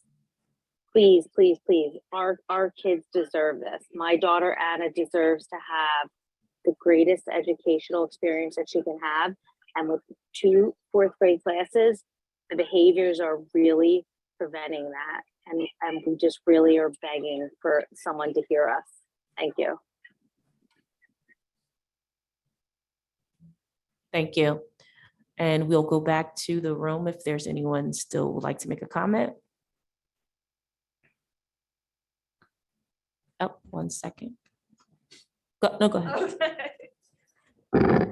Good evening. My name is Cayman Chong Lau from Cherry Hill. I'm also one of the Bret Hart parents who, with the rising fifth grader, Jamie.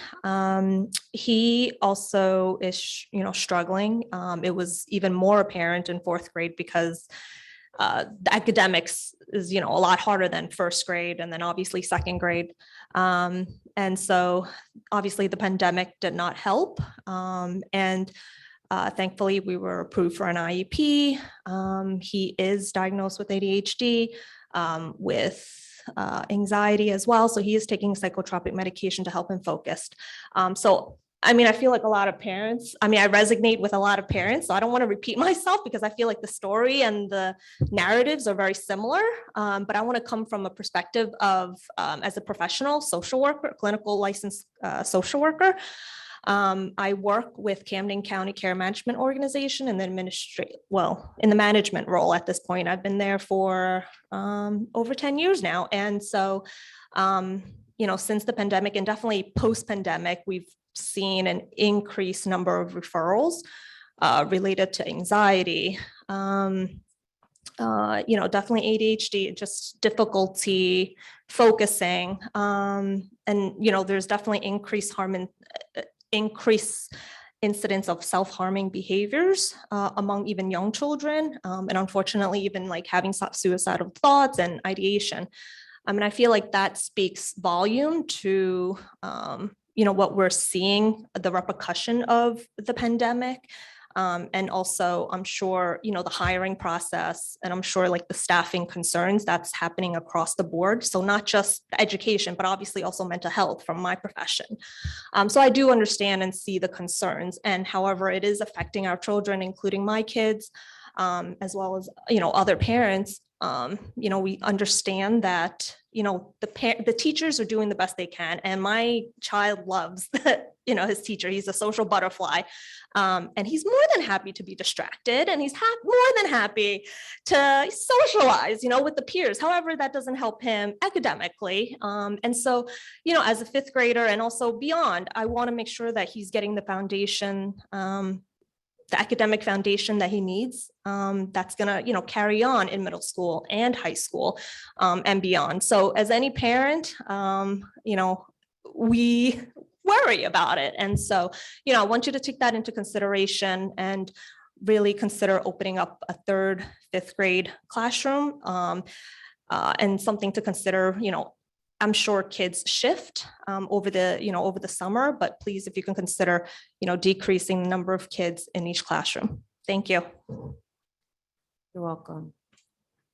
There's still no hands on the line. Is there anyone else in the room that would like to make a public comment? Come on up. Now's your time, or we will close out on public comment. Name and municipality. Yoni Yaris, Cherry Hill. First off, congratulations, Dr. Malash. It's going to be weird you not being here. Thank you for everything. You and I've got a chance to work on multiple things together. And I always remember us meeting 7 years ago for the first, actually almost 8 now, when we were discussing one of the redistricting plans, and you've always had an open door. And that's always appreciative. And that has not always been the case of the person in your role. So thank you for that. Based on the concerns I'm hearing from a lot of elementary school families, I think it's time to go back to the redistricting conversation. I think a challenge of having a young board and having a board that is more representative of middle school and high schoolers is that you don't have the experience of the elementary school families. There has been a little bit of time and a little bit of distance. And it's hitting a crisis at several schools. So I think we need to go back and not punt on that again, and re-examine how you as a board tackle those challenges when you don't necessarily have the perspective around the table, which is this happens how we're elected. It's bureaucracy and democratic forms. We don't get to always pick representatives. We get who runs and wins. Also on that note, and I feel bad for calling all of you out on this when your board leadership is not present, because I believe they hold the responsibility for this. Many of us for several months since Dr. Malash announced his intent to leave have been begging you for this process to go speedier. It is scary that we're going to have to go in with an administrator in charge going into July 1st and budget season coming to a close at the state level. That is a bungling that you all own, mainly the two leaders who are not here, because that's on them. But I am deeply disappointed. I know I was there, that I do not understand. This is not the first rodeo we've had having this process, but it's the first time I've seen it bungled from the time as I was a student and now as a parent in the district. It's disturbing. It's sad. And we all know that the county superintendent's office is one of the slowest bureaucracies in ever. So we have to work around that. And we didn't see that happen now. So I apologize to all of you, because this is really for your president and vice president, because they hold this failure, not the rest of you. You have to follow their lead. But when you get together in your next closed session, I encourage all of you, we have got to do this better.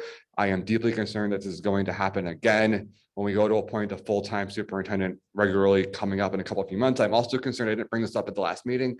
The consultant needs to know that we are not a competitive district with East and West. It was very disturbing to sit in that room and say, oh, we should do a competition between East and West. We are a we district. We have worked very hard, that we have two incredible high schools and two incredible communities that support students in different ways. And one of the best parts of having open enrollment is that a student can go where they'll be most successful. Be it what programs are offered at East or what programs are offered at West. We should not have a consultant coming in trying to breed more distrust and more animosity in our community. We should be looking for someone who's going to hire a superintendent that continue to bring us together and talk about the ideals that Dr. Rood mentioned tonight and that Dr. Malash has preached for the last 7 years and probably for the last 47 years as a person living in our community, for us to continue that forward. Thank you. Thank you. If anyone else in the room would like to comment, and as that person walks up, I'll say, the only thing I do want to say is I have a 6-year-old, so, and a 9-year-old. Just putting that out there. All right, next comment. It's not for your group. Einhorn, Cherry Hill. Thank you, Dr. Yaris. I agree totally. So it's my tradition to give the incoming superintendent a giant bottle of Tylenol. This is extra strength.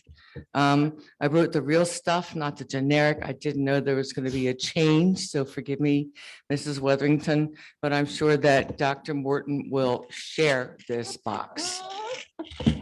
So in March of 1977, Joseph Norman Malash, who was named after both of his grandfathers, entered Kingston Elementary School as a kindergarten, listen to me, as a kindergarten student assigned to room 10 with Pat Gerber as his teacher. Who knew way back when that this student would become the superintendent of schools in the years to follow? A consummate education learner and leader, a teacher, a principal at Kingston, Carusi, and West, an administrator at Central, and then superintendent of schools.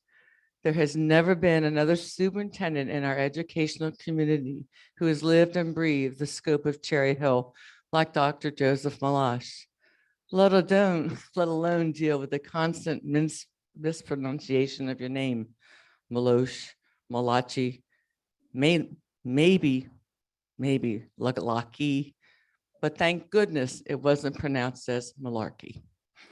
Professional to the core through countless BOE members, staff, students, and parents and their comments. Through the good times and the bad times, you have always maintained the dignity of your position while traversing muddied waters. I may not always have agreed with you on everything that you have said or recommended, but I always will respect you for what you have tried to achieve here in Cherry Hill. From the bottom of my core, I wish you all the best in your new endeavor. And I'd like to thank Maureen and Michael Malash for raising a son with compassion, integrity, a hardworking work ethic, and truly a lifelong passion for education. Thank you for everything. I and my entire family shall miss you. And I have legal gift for you, okay? Something to drink and eat.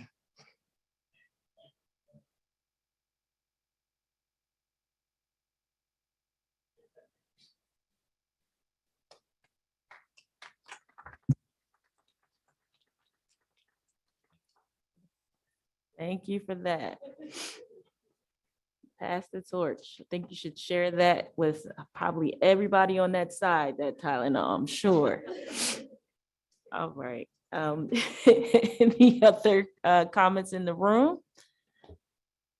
No, we're good. And yes. Mr. Duckett.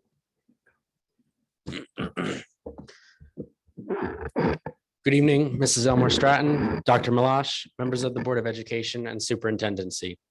My name is Colin Duckett. I am the newly appointed student representative from High School West. I'm speaking to you today in an effort to provide you with an understanding as to who I am as your neighbor, as well as how I intend to conduct myself in my new position.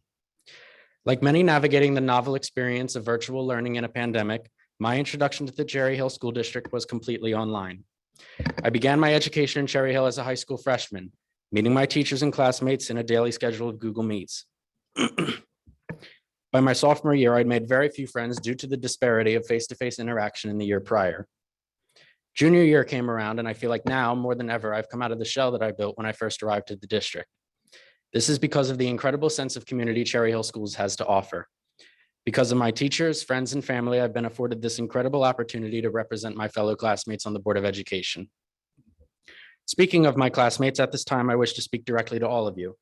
As your representative, I will make it my chief priority to embody the West Way and to convey your needs and desires to the administration and the board in an impartial yet cordial manner.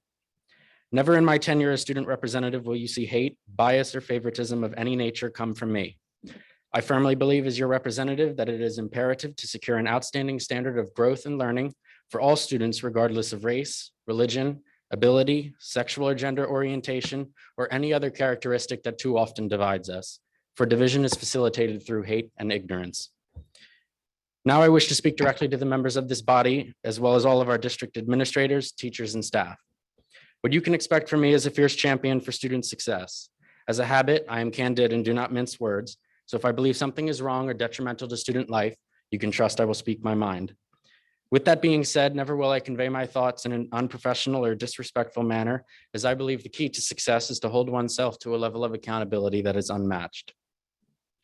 During the interview process for student representative, I highlighted a lack of accountability as the primary cause of conflicts among students, as well as poor academic performance. Accountability must be taught and ingrained into the minds of every student, not just in our district, but across the nation. I would like to offer this as my closing sentiment. We must be here to support students district-wide as they pass from elementary school to middle school and then on to high school in order to equip them with an array of tools and skills they will need to be successful participants in society as they pursue future endeavors. There is a time to act and a time to take meaningful strides to set today's generation on a course that will form our next leaders, inventors, doctors, builders, educators, and all other professions that are crucial to our success, and that time is right now. Thank you. All right. Well done. All right, well, I guess the children shall lead the way then. Okay, thank you so much for that. Any other public comments? You got, I mean, you have to at this point, right? Matthew Renches-Ellis, Cherry Hill. Good evening, everyone. I hope to keep this introduction somewhat short because I know many people here have families they'd like to return to, and the roads weren't exactly the best coming over here. My name is Matthew Renches-Ellis, and I, along with Gia Gupta, will be representing the Cherry Hill East student body at Board of Education meetings for the 2023 to 2024 session. Sadly, Gia could not attend today and introduce herself, but much of what, but when it comes to representing the student body, we have the same goals in mind. Though I and Gia will be speaking for the student body, I do not wish to spend much time talking about my or Gia's experiences. We only represent two voices while there are over 2,200 students in the East student body, and my presence at these meetings does not mean our voices should take any precedence over any other student. Instead, I will mainly focus on explaining our goals for the year. For one, Gia and I aim to set up strong avenues of communication between the Board of Education and the student body. In the past, the Board of Education representatives solely focused on representing the views of the student body at meetings. In recent times, however, the work of the representatives shifted to also include updating the student body of changes at Board of Ed meetings. Gia and I believe that this change is essential to representing the East community as well as possible. Many students are simply unaware of the important changes and updates that come with each meeting. Because we cannot expect every student to attend or tune into every board meeting, we plan to use the Cherry Hill East Board of Education Instagram, representative Instagram account as a means of informing the high school community. The Instagram account will be updated after meetings to ensure that students stay as up to date as possible. Gia and I will also strive to include as many voices as possible while we measure student opinion. Though mass online surveys are great ways of quickly gathering information, they often lead to only the most passionate students answering questions. For example, if a Google form focuses on school lunches, the people most likely to respond will be very passionate, either loving or hating quality of school lunches. There are certain students who simply won't go out of their way to answer these sorts of surveys because they have a more neutral opinion on the matter. However, these more neutral voices should not be ignored. To ensure that a representative sampling of students is maintained, Gia and I will randomly sample students on their views. We hope for our reports to be as comprehensive as possible, representing all aspects of the East community, whether that be academics, athletics, arts, or other student organizations. Thank you, and we look forward to working with the members of the board as well as the West representatives. Thank you very much. And once again, our student board reps have stepped the game up. Every year to year, they just get better and better. So we're really excited to have you. One thing I will urge you, just because me being a leader of teens all the time, please speak with Ms. Wilson before you leave and before you create that Instagram account so we can make sure that it is not one that is saying that it's representative of us as a board, okay? So just remember that's part of your duty to make sure, all right? Okay, got it. All right, there's no more comments, so I'm going to hand it over to Dr. Galash, yes? Thank you so One much, more Stratton. time. First, thank you, guys, both of you for getting up and speaking and for providing that perspective. Again, I look forward to following along and hearing what it is that you share. I do want to thank all the parents that came out tonight and that called in, especially specifically on the class size topic. I have corresponded with some of you. I've been copied on correspondence with some of you. It is an ongoing discussion right now. The team, which involves some of the central office administrators, building principals, the folks in registration, will continue to monitor the enrollment at the elementary levels throughout the course of the month of July. If there are updates or if there are things that are going to change, that information will come directly out from the building principals, whether it's Mr. Burgess at Hart or Ms. Gleason at Thomas Paine. But it is something that they are actively talking about, that they are monitoring, and they will continue to look at what that effect is. So I appreciate you coming out. Your words certainly have an impact, and flesh out what it is that, we look at on paper. So thank you for that. To the parent that came out, Ms. Santiago, I believe, from Barton, if you would reach out to Mrs. Wilson to be able to share your contact information, we will follow up. We can set you up and have some discussion with the folks from Aramark. Aramark, because we participate in the federal meals program that provides breakfast and lunch, there are specific guidelines that have to be followed in terms of the foods, what can be served and what cannot be served, and the different percentages in terms of what the recommended daily allowances are. We'd be happy to have additional discussion with you and help you get in touch with folks from Aramark, where we can facilitate a discussion with Aramark as well. Ms. Dixie, thank you for coming out. I hope you had a chance to meet the new principal when she was there in June. We are all looking to have some established consistency in the leadership that is going to be at Kilmer. It is a wonderful school environment. There's some incredible families, very supportive, very involved. So we appreciate you coming out and sharing your perspective about your experience and your children's experiences. And Ms. Elmore Stratton, I think that is it. Okay. Well, thank you very much. And sadly, I will say, I make a motion to adjourn. Do I have a second? Oh, I really don't want to do this. That's sad. I will say, Mr. Greenbaum. All right. All in favor? Aye. All right. That's it. Thank you.